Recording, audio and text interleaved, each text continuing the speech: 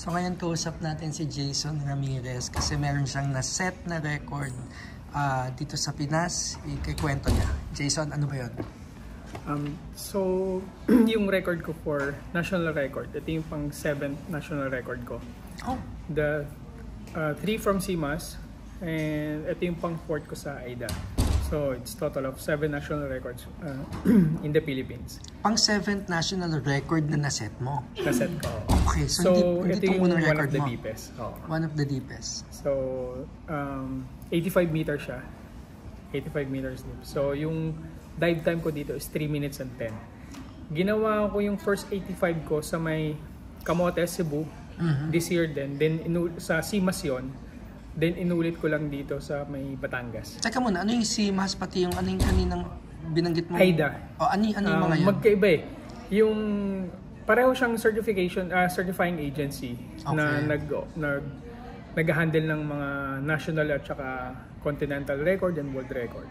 So, same siya, pareho lang, but sila yung nag-handle ng mga records. So, record to sa deep sea diving? Sa open water. Sa open water? Yes. Okay.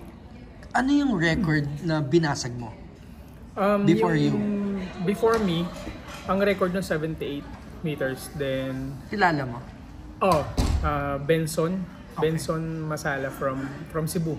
Okay. So, originally kasi, ang mga first deep diver ng Pilipinas is from Cebu. Oh. Si Marion Sumalinog, si Dean Severino, and si Benson Masala. Sila yung mga first mga deep diver ng Pilipinas. Kailan yun na-set yun? Yun ni Benson ba yun? Yes, siguro mga last year or Last year. 2 years ago. Yes, kasi nag-start ako mag-compete October last year. Imagine mo. Nag-start ako as 50 meters diver. Nag-start ako sa Panglao, yung first competition. Pero sabi mo 7 records na ang naset mo. So in the span of 1 year? In the span of 1 year. Wow. Yes. Parang this year lang lahat yon. Nung April, nakaset ako ng 3 record sa may Camotes Island sa Cebu, under CMAS. Then the following month, sumali ako ng Asian Freediving Cup. Ako lang yung nag-iisang Pinoy na lalaki. Then yung other Filipino, babae siya, si Tracy Roxanne. So technically kami lang yung dalawa, yung Pinoy that time. Yung Asian Freediving Cup, andyan yung Japan, Korea, Taiwan, China. So iba-iba. Anong exact name ng record na nahawak mo ngayon? Constant weight by fins. Okay. Kasi yung freediving sa open water, composed of 4 kind of discipline. The free immersion, constant weight using monofin, then constant weight by fins, yun yung gamit ko. Yun yung 2 fins na gamit. Yasho by fins. Then yung isa, constant weight no fins. Okay. Para lang maintindihan ng manonood kung gaano kahirap yung ginawa mo or yung ginagawa pag ganyan. Ilang minutes ka sa ilalim, tapos isang hingahan lang. Paano ba yan? Yeah, yung freediving kasi, it's single breath lang siya. Kumbaga 1 full breath lang siya kung saan yung kaya mo. Hindi siya tulad ng scuba na... So walang gear? No gears. No gears, okay. Tapos? No scuba tank, wala. Ano lang to, as in, it's more on parang 90% mental technique than 10% skills. So wala siyang gears, ang meron lang kami, neck weight, nose clip, and the wetsuit. Ilang minutes ka sa ilalim? More or less 3 minutes, yung last dive ko. Usually, pag regular na tao ka, gaano ka lang katagal sa tubig? 10 seconds? 15 seconds, I guess? More, mga 40, less than a minute. Less than a minute. Yes. At may certain point na delikado na. Sa mga hindi sanay. Kasi yung long-term effect ng freediving sa katawan ng tao, the more you do it, mas sumahaba yung tolerance namin sa holding our breath, sa CO2 tolerance, gano'n. Sa tingin mo, paano mo na-develop yung ganyan? Na ang lakas ng lungs mo? Ano lang din, it's more on will. Kasi nag-start ako mag-freediving before. Galing ako ng COVID, so severe. Tapos nung makarecover ako, kasi akala ko time ko na nung nakarecover ako, sabi ng doctor sa akin, kailangan mo humanap ng way para lumakas uli yung lungs mo. So, ganun lang. Oo. Kaya ka napasok doon? Yes, inintroduce ako ng wife ko sa freediving. Then, tinry ko siya. Yun, nakita ko yung another world of ng sports. Kasi syempre yung freediving hindi siya mainstream. Not unlike basketball or volleyball or any kind of sports. Yung freediving kasi siya, parang categorized as extreme sports. But you've always been athletic. I've known you for years, di ba? Yeah. Magaling mag-basketball tong si Jason. Ano pa yung mga sports mo before? Baseball. That might have prepared you for this. Baseball ako nung high school, then basketball nung college. Sa palagay mo, naka-prepare yun for you? Hindi no? Okay, bandisip Iba yun. Yes. Ang pinag-usapan dito, hinga. Diba? Holding our breath. Holding my breath. Yun yung difference Ilan ang... may kasabay ka bang sumubok? Meron. Ilan Marami kayo? kami. Madami 30 athletes kami nung time previous na yun. competition. Saan nga? Last month, sa Saan Mabini, Anilao. Ang nag-organize nito is Lawom Freediving and Lawom Pool Center. Sila yung nag-organize ng competition. So, sa buong Pilipinas, ikaw ang may pinakamalalim Sa constant weight by fin. Okay. Meron namang free immersion, ibang discipline. Yun ang may handle ng si Dean Savillino. Tapos sa monofin, si Marion Sumalinog. Sa mga interesadong gawin din to, may ma-enrollan ka pa? Yes, yeah. Meron? Yeah, marami. Pero ikaw nag-enroll ka sa mga ganon? Nag-enroll ako. Kumbaga nag-start ako as a non-swimmer, then introduction to freediving. Kasi yung freediving, hindi lang siya sa pang-swimmer. So open to all siya. Okay. So actually, mas maraming ang non-swimmer ngayon na pag nag-try sila mag-freedive, mas magaling pa sila. Dahil siguro mas less yung knowledge nila. So lahat ng ituro sa kanila, mas madali nila na-adapt. At namang yun ang nangyari sa'yo? Oo, parang gano'n. Kumbaga parang empty cup ka straight cup. Ano yung pinaka-importante? Yun ang hindi yung tinitimbang-timbang mo pa sa utak mo. Ano? So, saan ka dadalhin itong record mo na to? Hopefully, World Championship next year. So, may prize ba yan? Sana meron. Okay. Kasi yung freediving, technically hindi siya free. Okay. Medyo mahal kasi syempre you're gonna spend more time in training.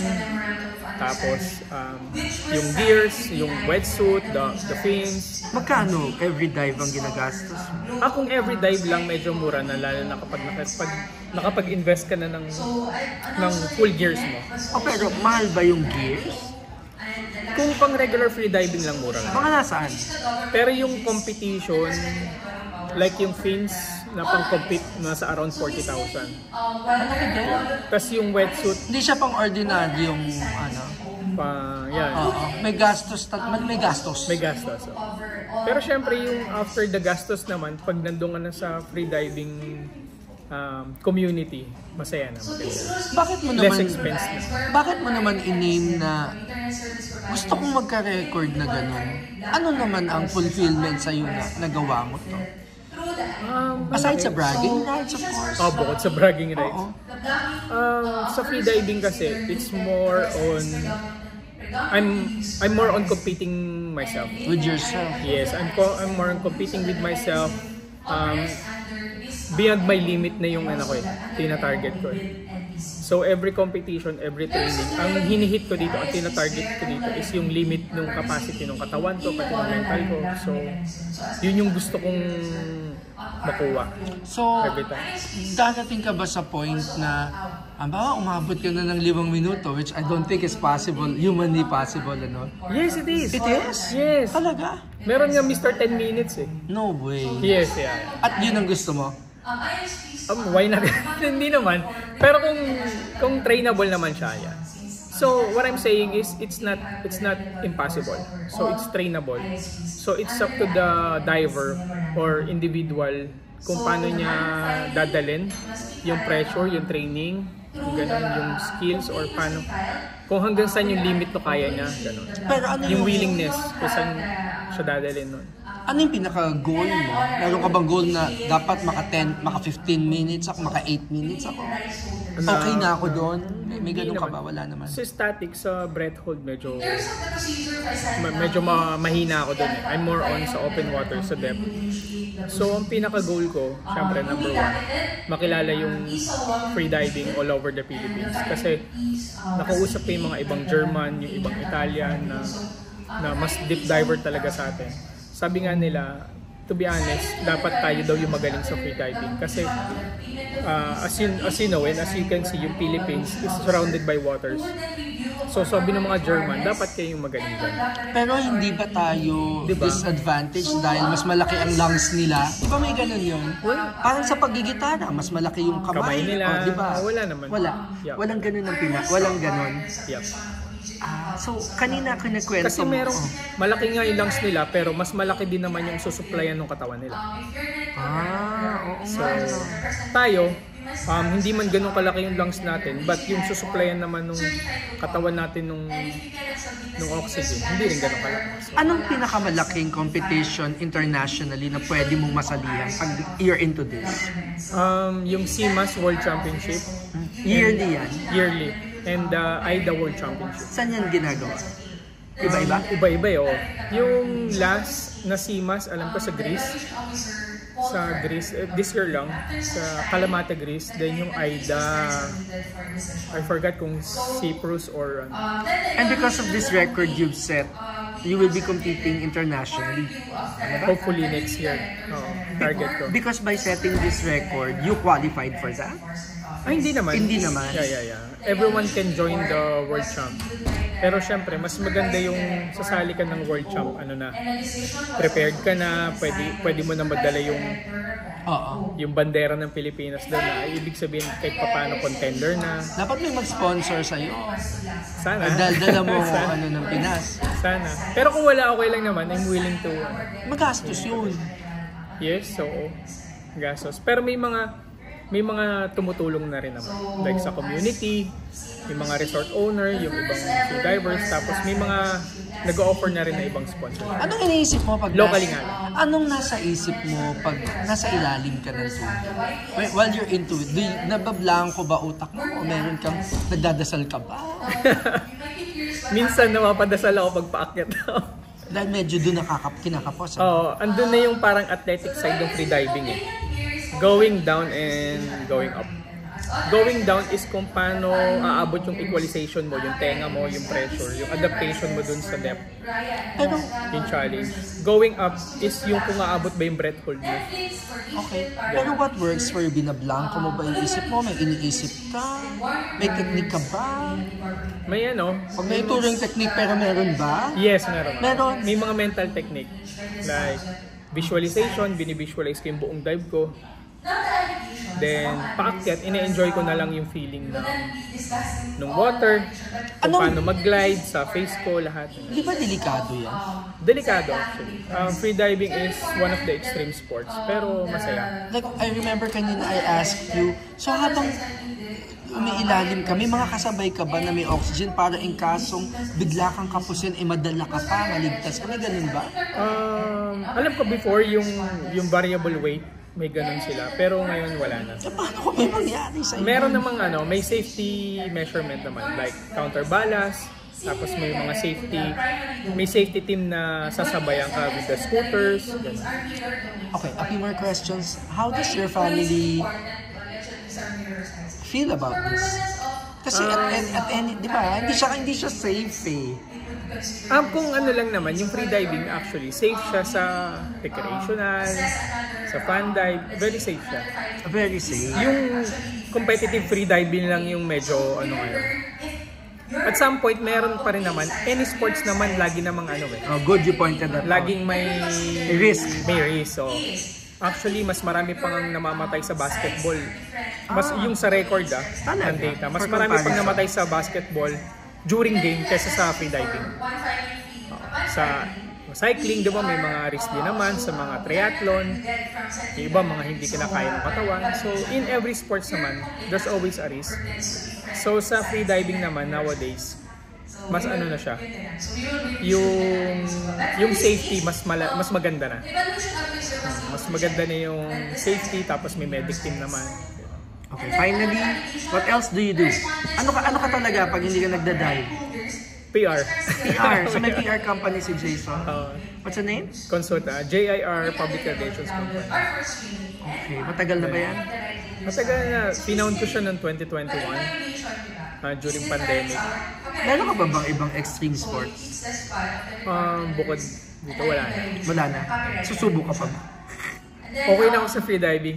Kasi bukod sa pagiging athlete, ano rin ako, freediving instructor. Sorry. Freediving instructor. So, nagtuturo at saka nagsa-certify din ako ng freediving. Okay. Wala bang health risks yan? Yang pagda-dive like, I don't know, meron ba? Risk? Like I said, yung risk kasi nasa competitive side. But majority is more on good benefits talaga. Like? 90% it's a good benefit. Nagiging flexible yung lungs natin. Tapos, in-explain namin sa freediving mga introduction namin, yung long-term effect, yung blood shift, yung magandang blood flow sa katawan, yung heart rate. Ganun, mas bumababa yung heart rate ng tao pag nag-freedive. So, aantayin na lang namin yung balita kung saan ka magko-compete. Yes. So. Next year ba? Next year, meron akong paghahandaan. One of the biggest dito sa Philippines. The AFC at saka yung Batangas Depth Quest. Yung Batangas Depth Quest, May 1 to 6. Mag-i-invite sila ng mga international... Mayo. Mag-i-invite sila ng mga international divers all over the world. Mga world record holder. So, kasi gustong ipakita nung Batangas, ng Lawom, at saka nung school namin, yung tribe, na kayang magkaroon ng freediving world champ dito sa Pilipinas. May tinitingala, last question ko, may tinitingala ka bang diver? May ganun ba yun? Diver, marami. Yeah, si Alexi Molchanov. Alexi Molchanov is one of my idol. Kasi, nakilala ko na rin siya personal. Ilan taon siya? Nung AFC. I'm not sure. 30 something. Ikaw ba ilang taong ka na? Secret. Just, in line of 33, 4 ba? Mid-30s. Yeah. So pwede. Pero meron bang into their 40s na nagkaganyan pa? Meron. Kaya? Actually, yung mother ni Alexi Molchanov, si Natalia, nag-start siya ng late na. So, okay. Pero nakakuha pa rin siya despite of her age, nakakuha siya ng world record. So pwede. It's not just for the young. It's not just for the 20s. Yes, so actually may nakasama ako sa may Cebu. This year lang na CMAS namin. May nakasama ko 50 years old na babae na nag-compete. Magaling din. Yeah, magaling din. Deep diver. Iniisip ko kasi pag mas bata ka, mas ang flexibility ng lungs mo. May sumasali din bang bata?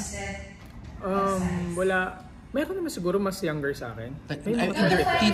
Teenagers wala? 80 or teen wala pa ako. You don't think so? Dito sa atin. Gano'n na to ka-popular sa Pinas? Yun nga hindi pa siya ganun talaga, ka-mainstream. Okay. That's why gusto ko rin mag-compete.